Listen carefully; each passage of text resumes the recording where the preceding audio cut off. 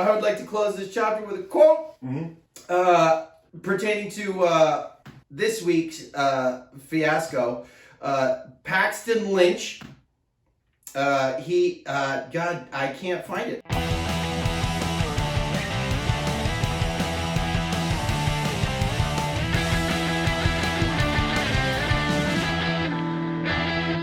Ladies and gentlemen, April showers are giving way to May flowers. The end of the school year is in sight for the children's. Both Ellen and James Corden are leaving our TVs with varied response, and Taco Bell is bringing back the Mexican pizza. Thank fucking Christ, it's a good time of the year to be alive. Indeed, there are big things happening this May, and none of them bigger than the heart of the USFL's inaugural season, beginning with Week 3. This week saw the two only undefeated teams in the league locked horns. One team claims sole ownership of first and last place, and one team completely eliminates the position of kicker. As well as, this week's spotlight game hits on the contest between the Tampa Bay Bandits and the Houston Gamblers. Ooh. These are two teams penancing their way out of 1-1 purgatory. So let's check that one out. This contest is narrated by Wyatt Earp. The Gamblers and the Bandits. Sounds like a Western. After a lackluster couple of weeks with neither team wanting to fall below 500, both of these fantastic kits came to play. God damn it, they look good. I'm telling you, there's a reckoning. I'm sorry for what I said about your uniforms. Offering over 100 yards of offense and having a score of 10-7 at the first quarter. This was a hell of a game to watch. The action would continue throughout, leading into the fourth quarter. In a 9-point game, the Gamblers had a touchdown run that would have all but clinched the game. All but clinched the game, but was brought back on a holding penalty, which led to a blocked punt by number 3 Quentin Meeks, recovered inside the 10 by the Bandits to make it a game, and Jordan Ta'amu running it in to make it a 1-point game with 10 minutes left. The Bandits would stop and drive. The Gamblers' number 33 safety Elijah Holder would have an interception with 6 minutes left, and Tampa Bay would win, squeaking it out with a field goal. Now, I am telling you, this was a riveting game to watch. Both teams had a significant running attack, with the Gamblers' Mark Thompson turning in a 53-yard run, and Juwan Washington with a back-to-back. That's 2 separate series, back-to-back ISO TD runs going solo, like Mario Van Peebles. Notable mentions are Bandits tight end 6'3", 233-pound Daquan Hampton, crushing dudes, and Micah Abernathy. He's a big boy. Love that name. Number 32 for the Gamblers, making huge defensive plays, and Reggie Northrup was chewing on a fake cigarette. I believe that was a piece of dental floss, the little plastic. No. This is a different guy. Oh, different guy. Totally different prop.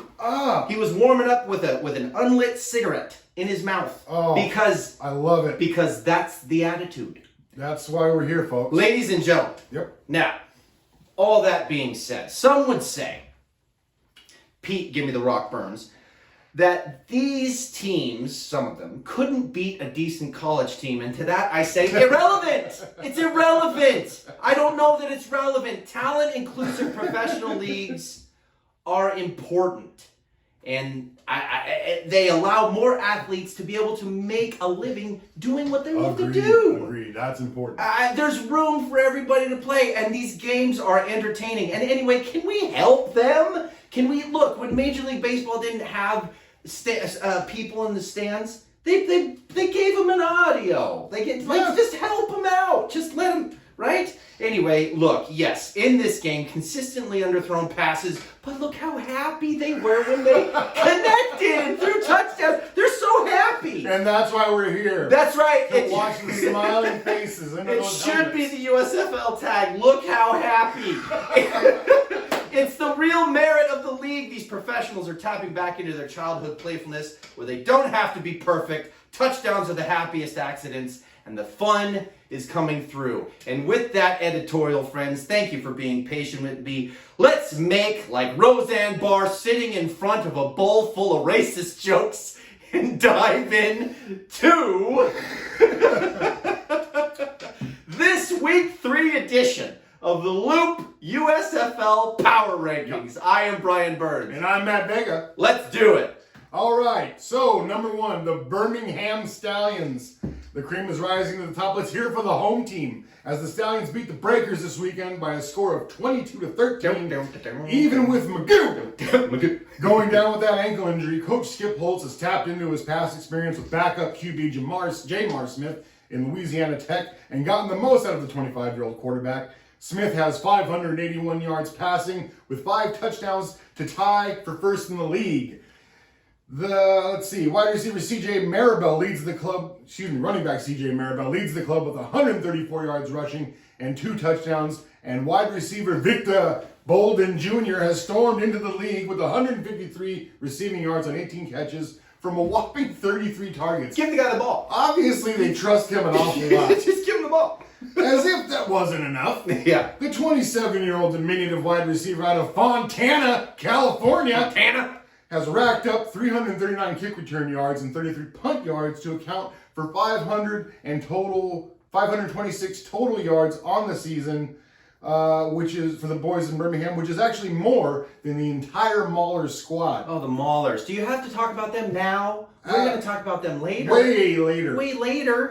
They've been able to generate just nothing this season. It's awful. On defense, linebackers Demarquis Gates and the fiery Scooby Wright, Scooby-Doo! who we love out of the University out of Arizona, the Wildcat, are flying all over the field for the Stallions with 27 and 26 tackles respectively. And Lorenzo Burns, the other linebacker on the team, has 2 picks on the season, good enough to be tied for first in the league. It's fantastic. Fantastic. And that's Scooby-Doo. He's got Jim McMahon written all over him, doesn't he? The man's got energy. And I love it. Oh my God, I love it. Number 2 on the power rankings, the New Jersey Generals. At number 2 spot are the Generals of Jersey. The 2-headed nuisance at quarterback keeps on rolling and keeping this team afloat after taking down the Stars this week, 24-16.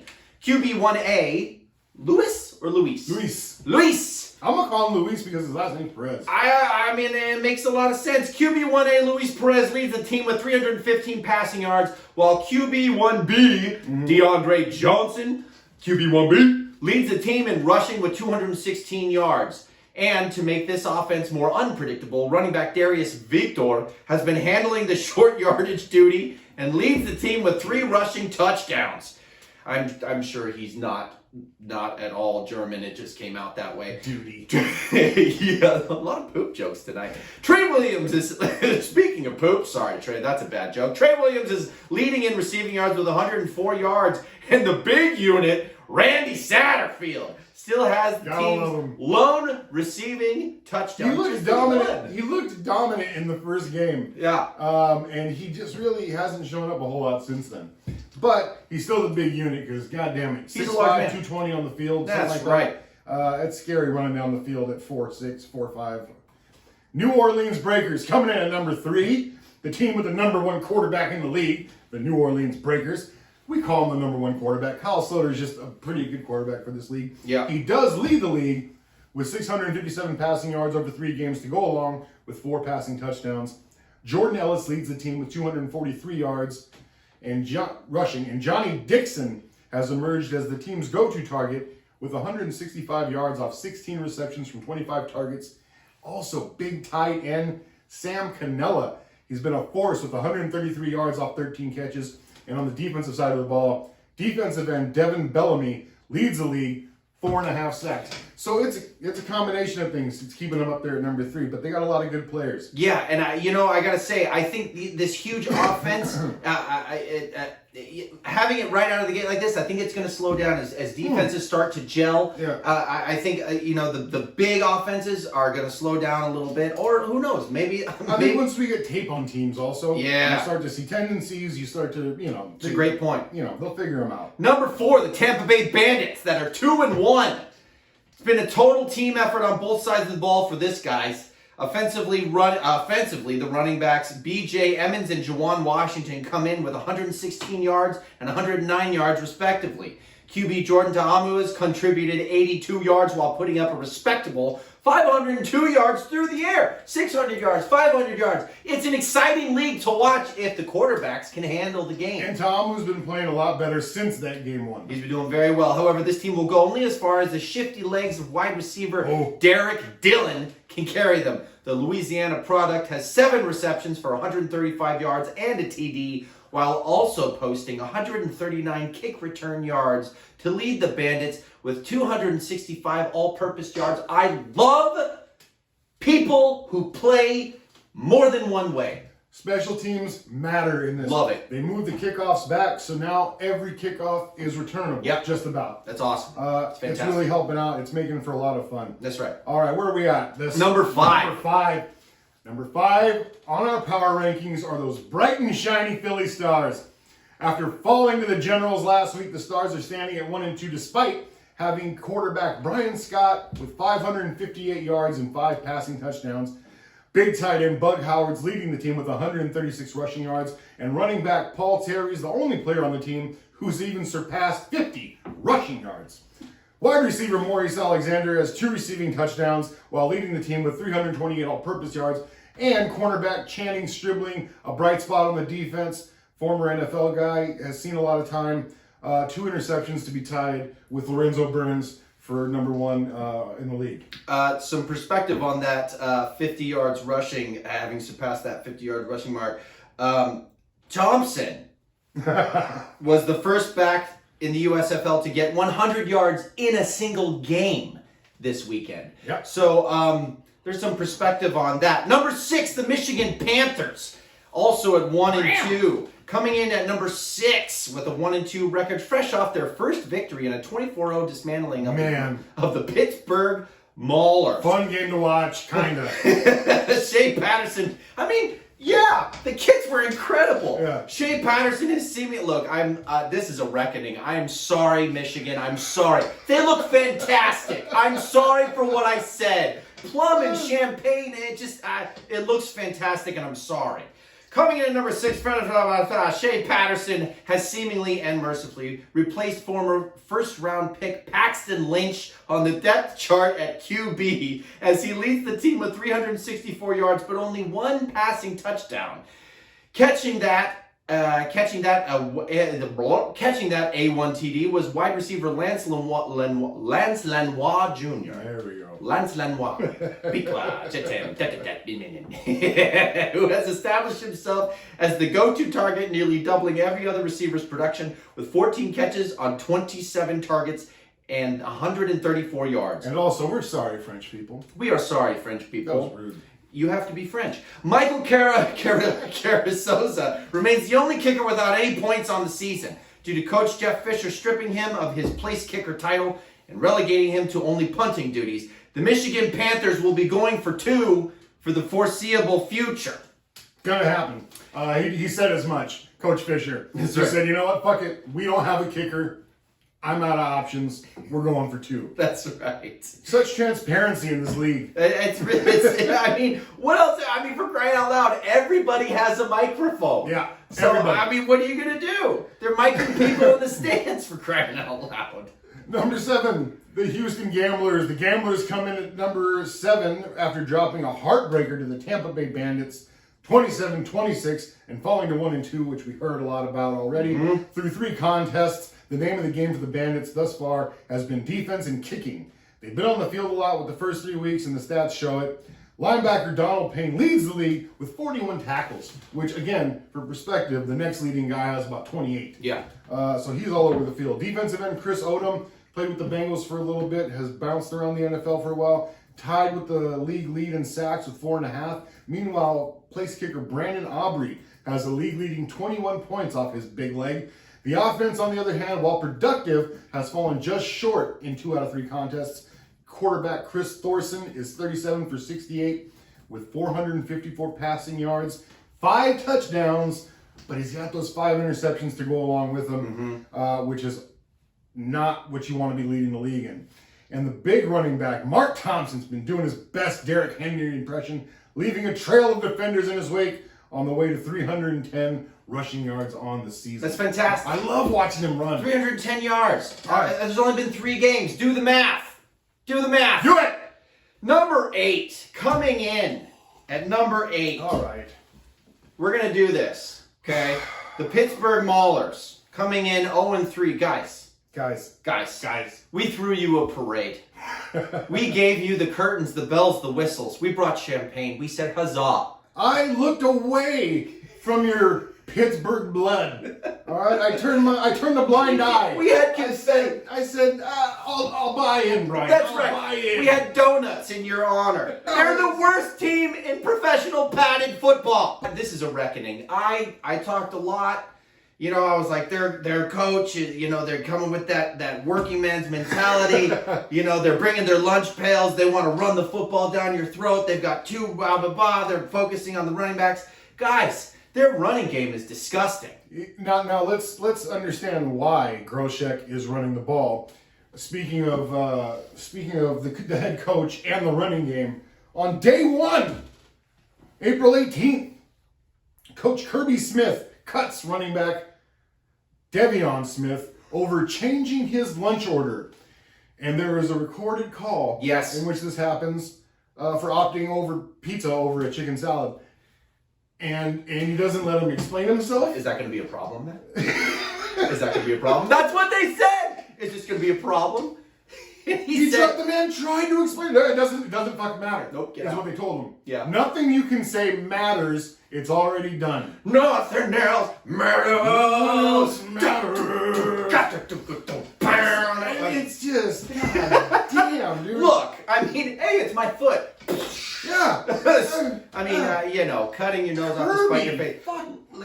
Look, I appreciate the fact that this coach is trying to establish a culture that's important, especially in the inaugural season. You want to be able to make some kind of impression. Sure. However, we got to win football games. Yeah, come in with a weird haircut. Yeah. Something. Chew an unlit cigarette during warm-ups. Right, yeah. Think of anything else other than cutting a running back for changing his lunch order. Anything else, really. And if you think, the guy's a professional athlete. He wants to dictate what goes into his body. Also, why is pizza on this menu? You have to... Why is it on the menu if we can't eat it? Look. That makes no sense to me.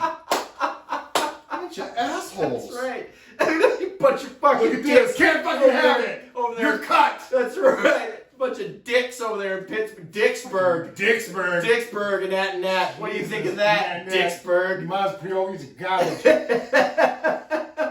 All right. Ladies and gentlemen, I would like to close this chapter with a quote. Let's reiterate. Former first round for the Denver Broncos, first round pick, Paxton Lynch.